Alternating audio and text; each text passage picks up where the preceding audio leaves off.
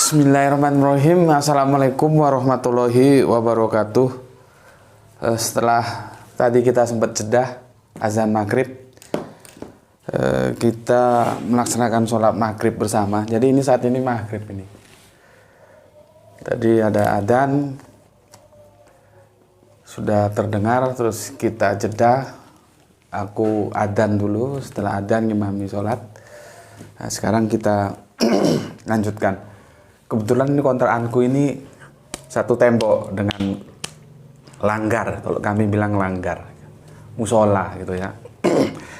Aku memang selalu berdoa, ya Allah, kalau aku tinggal atau ngontrak tempatkanlah di tempat yang itu berdekatan dengan langgar gitu loh. Alhamdulillah berapa kali aku pindah ya. 1, 2, 3 ini selalu dekat dengan langgar. Enak kalau dekat dengan langgar itu. Tapi sudah bosan ngontrak sekarang. Sudah bosan kok tadi kontraktor sudah bosan, sekarang doanya diganti. Ya Allah, beli hamba rumah ya Allah, dan itu pun rumah yang juga dekat langgar gitu ya. Jadi kan engkaulah sebaik-baik yang memberikan tempat, maka berikanlah tempat yang baik ya Allah, beri hamba rumah dekat langgar gitu. Makanya semua followerku, tolong bantu aku, doakan aku, semoga Allah beri rumah gitu. Udah bosan kontrak. Siapa tahu kan yang menggerakkan hati manusia itu kan Allah ya. Siapa tahu Allah menggerakkan hati, ada bandar minyak, juragan minyak, tiba-tiba tergerak hatinya, transfer duit, ini kamu bikin rumah gitu. Mimpi ya, semua itu yang dari mimpi.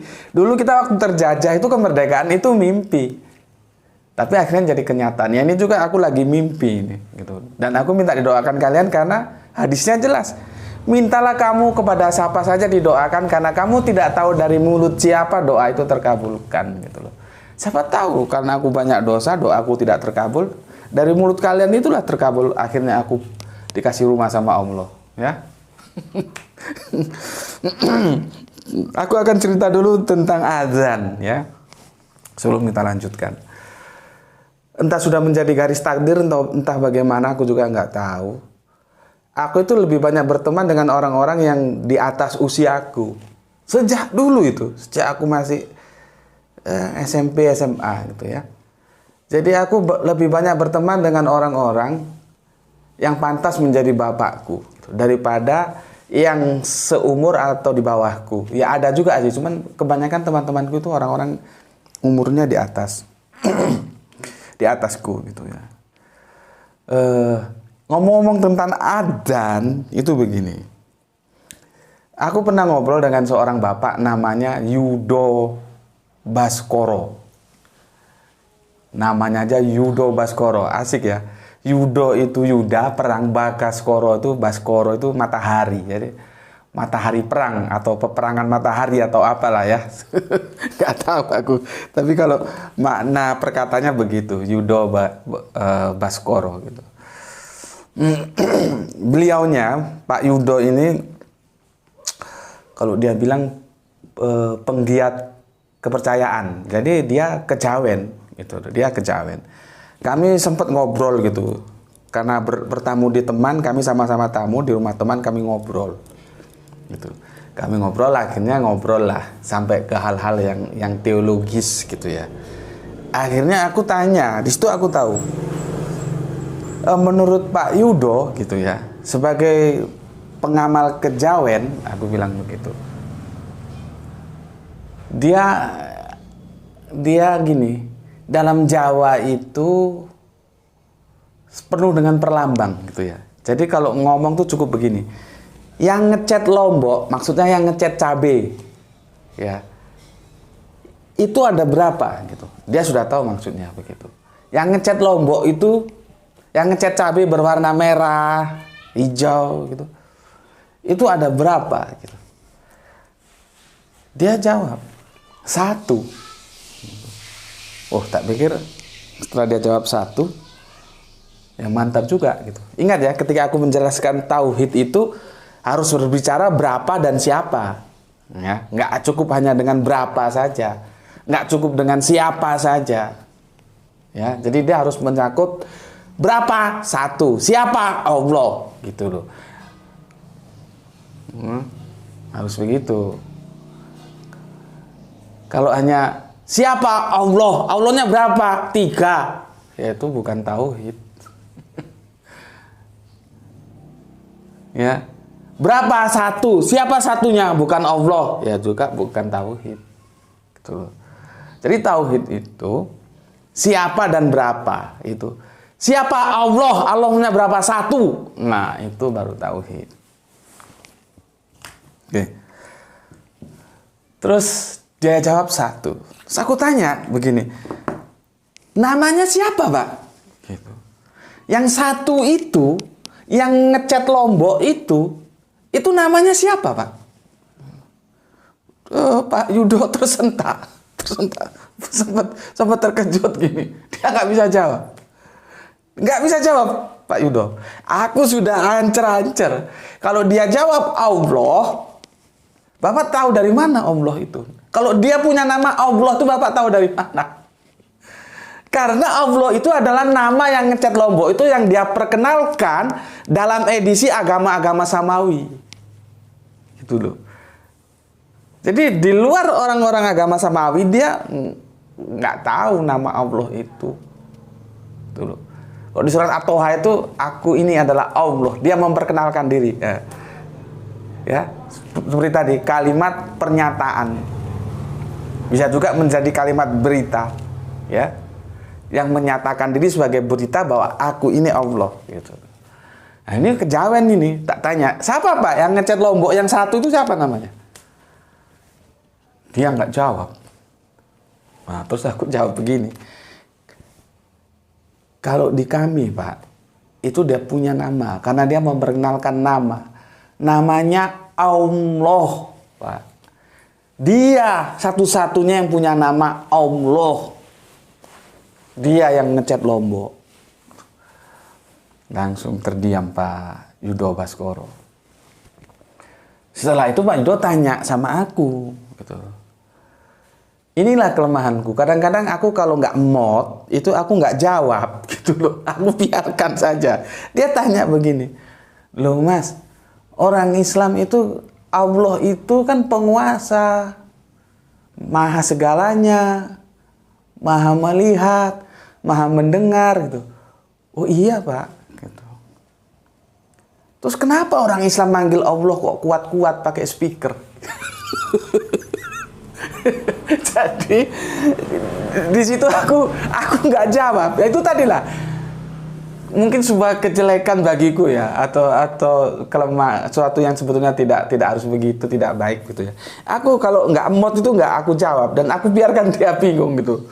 Jadi dalam benak Pak Yudo Baskoro, azan itu memanggil Allah gitu loh. Dan dia tanya, Allah itu kan maha mendengar, maha segalanya. Kenapa harus pakai speaker teriak-teriak manggil Allah? Gitu loh. Nah ini dalam kaitannya aku tadi azan gitu loh ya. Aku tidak jelaskan gitu. Seharusnya aku jelaskan bahwa azan itu bukan memanggil Allah, tetapi memanggil orang untuk sholat. Seharusnya aku jelaskan begitu. Tapi pada saat itu aku nggak jelaskan. Dan aku biarkan itu ngambang. Aku biarkan dia bertanya-tanya tanpa sebuah jawaban yang pasti gitu.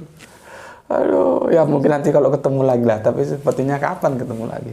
Jadi aku nggak jawab di situ. Cuman ya teman-teman, yang paling asik lagi, orang Jawa itu ternyata itu egosentrisnya juga tinggi. Orang Jawa itu egosentrisnya tinggi. Cuman kan orang Jawa itu tampil dalam low profile. Nah, aku ini Jawa, low profile. Tapi kok kadang-kadang temperamental ya. Mungkin karena bau-bau Bataknya itu yang bikin temperamental. Jadi aku ini kalem, tapi kadang-kadang temperamental. Kalau sudah dalam suasana serius, itu temperamentalnya nampak. Nah, ya mungkin karena ada bau-bau Bataknya begitu ya. Ada warna Bataknya. Tapi pada umumnya Jawa itu low profile dan aku Jawa ya. Jawa itu low profile. Tetapi di low profilnya Jawa itu ada sebuah egosentris yang tinggi. Kalau aku ngobrol sama teman-teman bapak-bapak yang kejawen itu, mereka bilang Islam itu agama Arab. Dan mereka Jawa itu tidak mau tunduk sama bangsa Arab. Tidak mau. Yahudi itu agamanya orang Israel. Mereka tidak mau tunduk terhadap orang Israel. Gitu loh. Arab itu lewat siapa? Nabi Muhammad. Nabi terakhir. Israel itu lewat siapa? Nabi Musa. Nah, mereka ini terlepas benar atau tidak ya, karena aku juga belum menggali secara detail, karena ini termasuk antropologi budaya ya. Mereka bilang mereka dapat itu langsung dari Nabi Adam. Maka kitabnya disebut Adamakno. Bayangkan. Jadi mereka, orang-orang kejawen, orang-orang Jawa itu lebih merasa unggul daripada orang Bani Israel sekalipun. Padahal Al-Quran menyatakan Bani Israel itu bangsa pilihan yang unggul. Ini ada orang Jawa merasa lebih unggul dari Bani Israel sekalipun. Dan kita bangga sebagai orang Indonesia. Karena Indonesia tanpa Jawa kurang lengkap. Ternyata ada salah satu suku bangsa yang dia low profil tetapi percaya diri lebih unggul dari Bani Israel, yaitu Jawa itu. Makanya dia sebut nggak mau, Bang. Orang kejawen, orang Jawa-Jawa yang tua-tua itu nggak mau Islam. Dia bilang Islam itu agama Arab. Nggak, apalagi Yahudi dia nggak mau. Itu bukan agamanya orang Israel gitu loh. Ya. Jadi sampai segitunya mereka mengklaim karena mereka lebih tua karena dapat dari Nabi Adam, maka disebut kitabnya itu Adamakno. Oke, itu karena kita berhubungan dengan bangunan Al-Quran ya. Mereka kalau kita Al-Quran, mereka Adamakno kitabnya. Ya itu sekedar obrolan-obrolan budaya, tapi aku kira meskipun obrolan ringan untuk menambah wawasan kalian supaya kita lebih tahu bagaimana sih memotret sebuah agama-agama di luar Abrahamic faith ya. Kalau kejawen itu kan di luar Abrahamic faith gitu. Oke. Kita lanjut sekarang surat. Surat ini ada 114 surat ya. 114 surat. Kalau kita lihat teori-teori akademik dalam sebuah paradigma keilmuan itu sebuah buku atau sebetulnya kitab buku ya sepodoai sebetulnya. Itu dikatakan memenuhi kriteria ilmiah, dia itu terdiri dari begini loh. Introduction. Ya. Ini ya. Terus ini konten, isi ya. Konten. Terus ini summary. Kan begini. Ini kalau bahasa anunya ini pengantar. Ya, kalau ini isi, kalau ini kesimpulan, ya, kalau ini kesimpulan. Jadi sebuah kitab bisa dikatakan memenuhi kriteria-kriteria ilmiah itu harus mengandung 3 bagian ini, yaitu konten, introduction, pengantar, konten itu isi. Dan terakhir itu ringkasan atau summary. Nah, sekarang apakah Al-Quran memenuhi kriteria ini? Kita lihat dari 114 surat ini itu diawali dengan Al-Fatihah sebagai introduction. Di sini. Ini supaya kalian tahu gitu ya. Ini otaknya dibuka dulu. Otaknya dibuka. Aku tuh kalau ngomong bla-blaan. Kalau kamu tersinggung ya sudah, nggak usah ngaji ke aku. Pergi cari guru lain. Kalau kamu nggak tersinggung, aduh ngaji gitu. Ini jangan gampang baper gitu ya. Sudah bodoh baper lagi, kapan pinter. Dan sekarang otaknya dibuka supaya kamu tahu. Introduction-nya itu apa? Al-Fatihah. Pembuka Al-Fatihah. Ini pembuka. Nanti kontennya itu apa? Dimulai dari Al-Baqarah. Sampai nanti di sini yang disebut juz amma itu loh, kumpulan surat-surat pendek. Juz amma. Kalau kita ngaji anak-anak itu, anak-anak kecil kita ya, itu juz amma. Nah, ini yang namanya introduction itu mesti ringkas. Dia menggambarkan semua yang akan mau ada di dalam isi. Mengantar, namanya introduction, pengantar.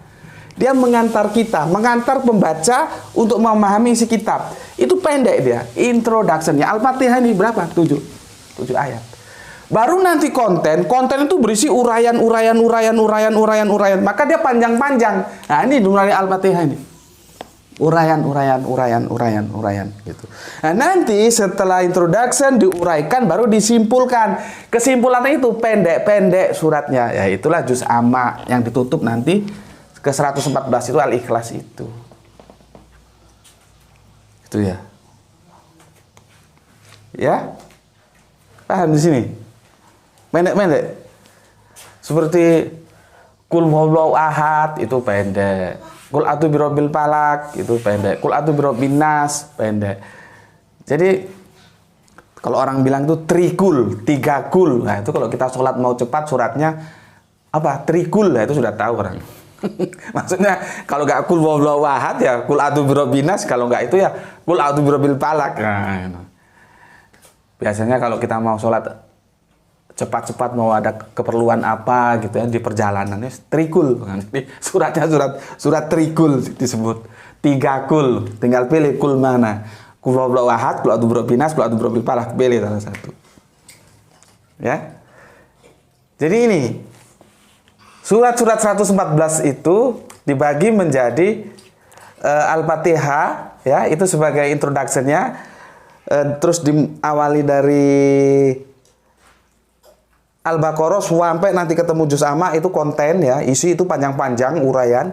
Baru nanti juz amma itu suratnya ada beberapa surat pendek-pendek, itu biasanya kalau orang Jawa bilang itu turutan.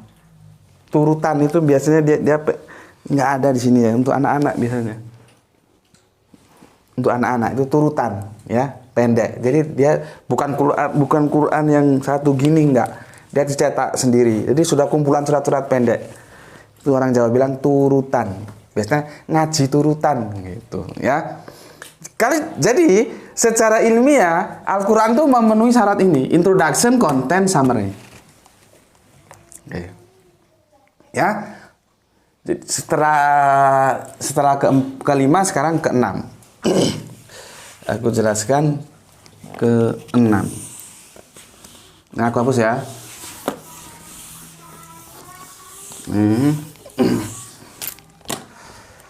Keenam itu apa? Itu juz, tulisannya begini. Juz. Ya? Ya, nggak apa-apa. Juz. Nggak apa-apa, biar ke 20 nanti. 20 menitan. Juz, ya. Juz. Aku selesaikan sampai juz dulu ya. Oke, juz. Juz ini begini. Mana tadi penjelasannya? Dan kita akan menjadi tahu setelah diuraikan seperti ini. Sebentar aku cari dulu mana sudah aku tulis tadi. Juz.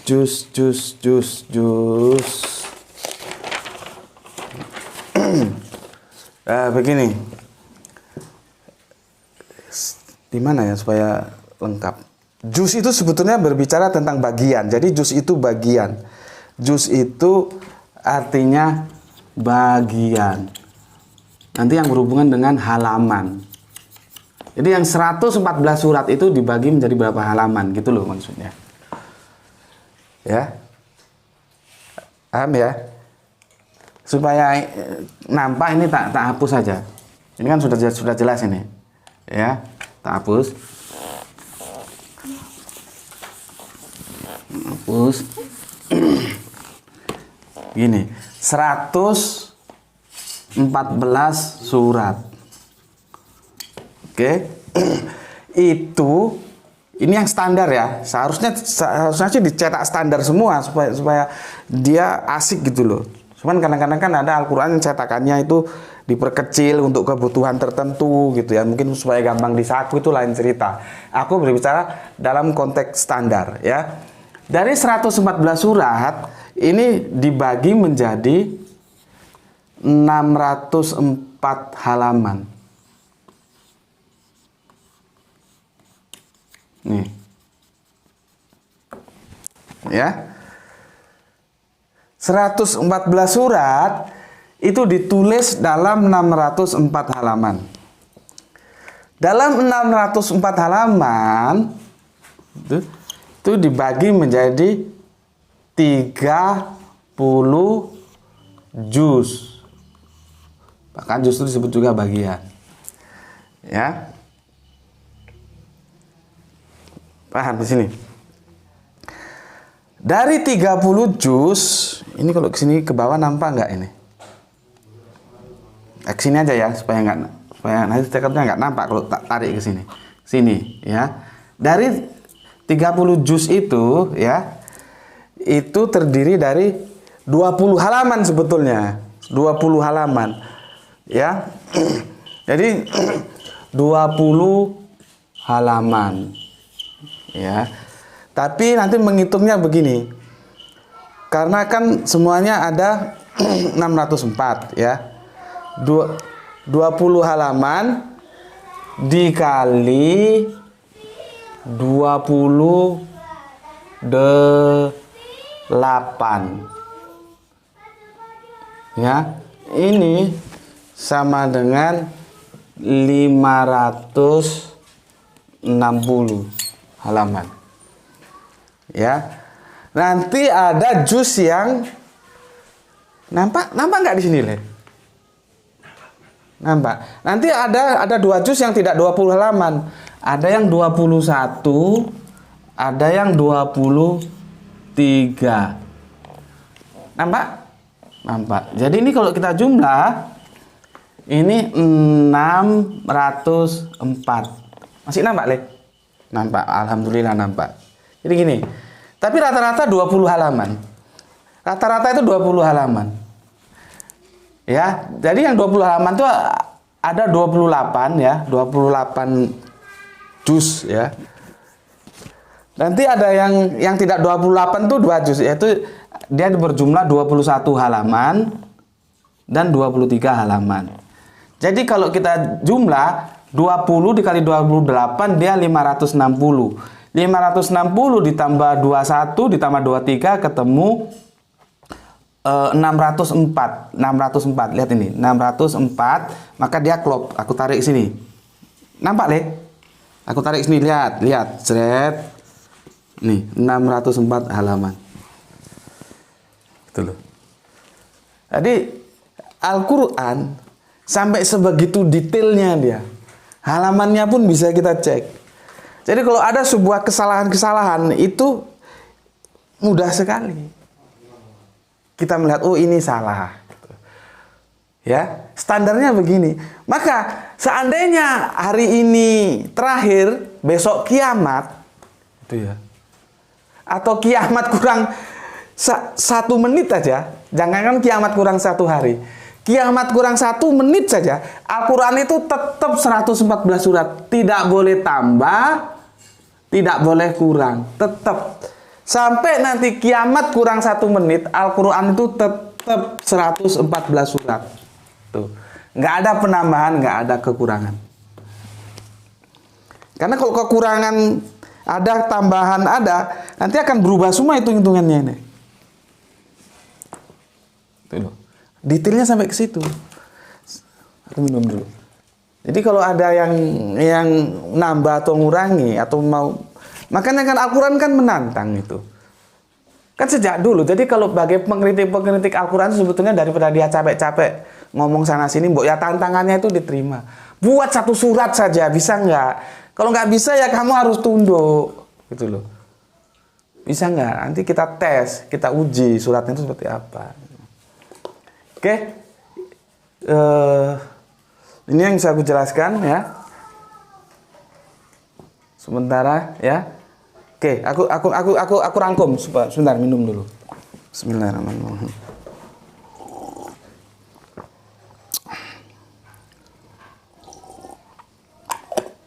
Ini kalau kurang gelap, kurang terang, maklum ya. Ini karena waktunya sempatnya malam sih. Seharusnya paling bagus itu pagi sebetulnya. Cahayanya terang, sinar matahari terang. Ini malam, jadi kalau misalkan cahayanya kurang bagus, terlalu gelap, Yang penting suaranya bisa cukup bagus didengar ya. Oke, sekarang aku rangkum ya. Ini sudah ya. Aku rangkum supaya nanti aku masuk ke bagian yang mau aku tuju.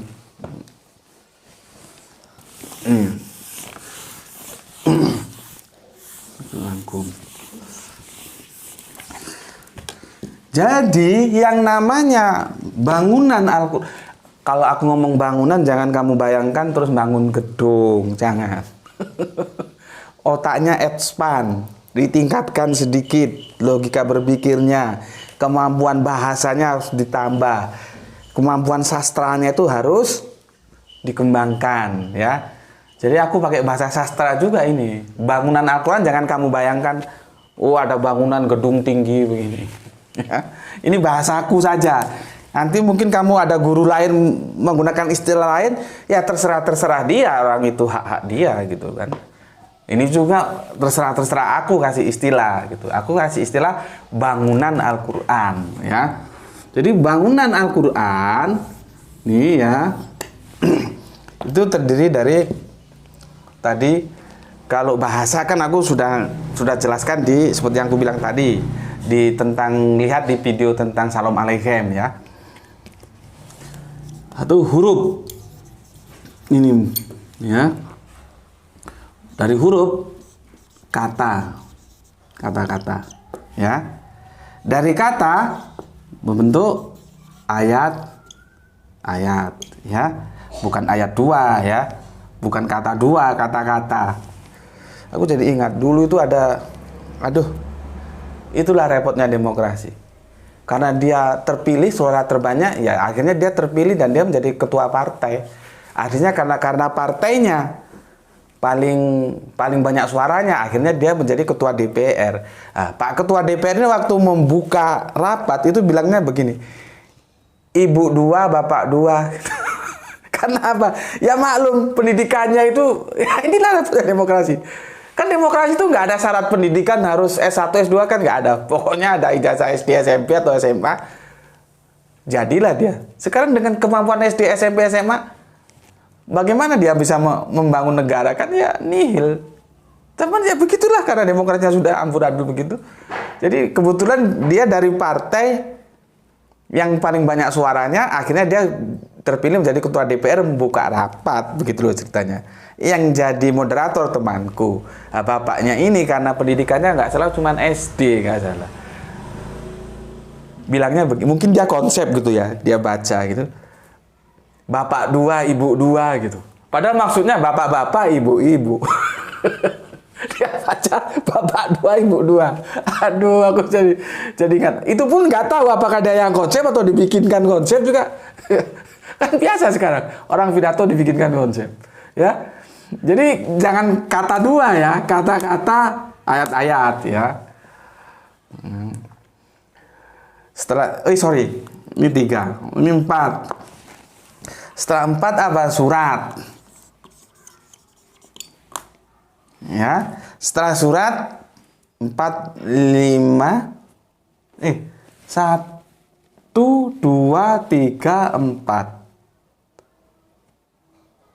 4, 5. Sebentar, ada yang salah nih. 1, 2, 3, 4, 5. 1 huruf, 2 kata. Oh, ada yang salah. 3 kalimat. Nah, ini salah, Mas. Ini kalimat ini.